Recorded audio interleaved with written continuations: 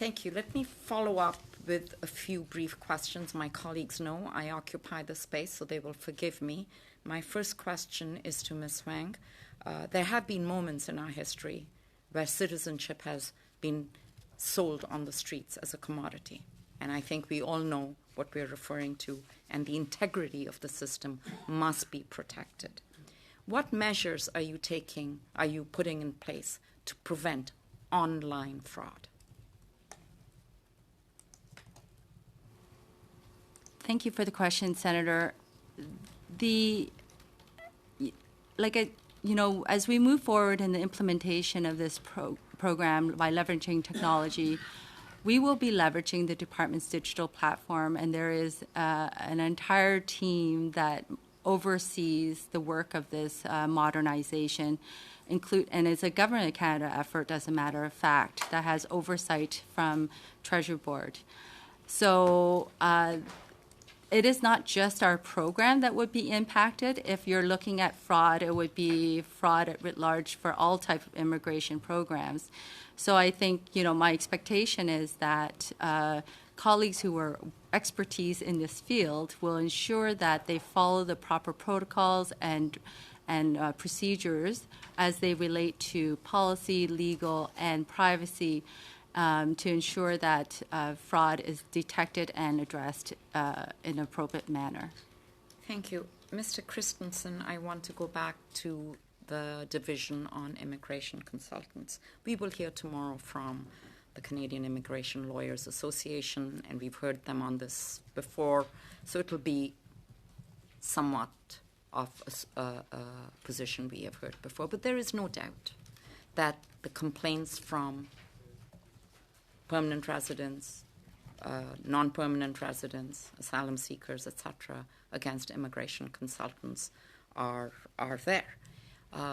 So my question is to you is, do you know if the complaint trend line is going up, going down? Is it steady now that we have the second iteration of the immigration consultants? And my second question to you is to please describe to us not what this regulation will do to strengthen the capacity of the immigration consultants, but what will it do to protect immigration and citizenship clients?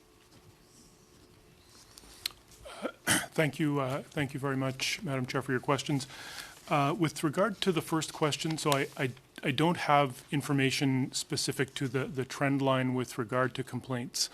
What I will note is that the college has implemented processes and procedures, one of which is to separate the complaints that they inherited from the previous regulator, of which there were many, and many of which were very complex, from the more recent complaints, and to handle those two sets of complaints separately, to make sure that more recent individuals who filed a complaint under the college itself are also able to have their complaints dealt with.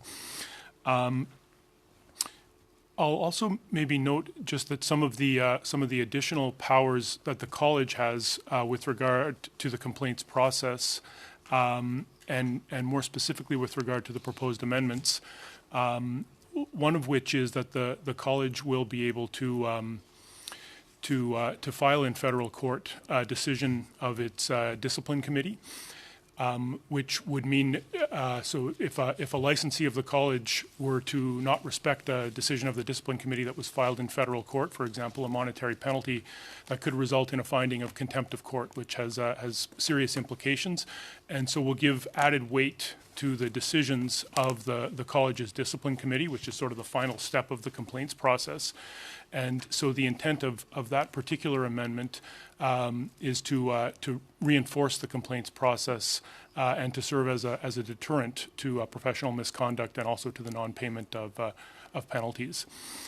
With regard to your second question, so what will it mean? How will it protect clients? So in fact, what I just described, the proposed amendment for the college to be able to file decisions of its discipline committee in federal court is an example of something that will have a benefit for clients, in that it will serve as a deterrent to professional misconduct among licensees of the college. We'll have to do, sadly, Mr. Christensen. Thank you very much for attending our committee meeting.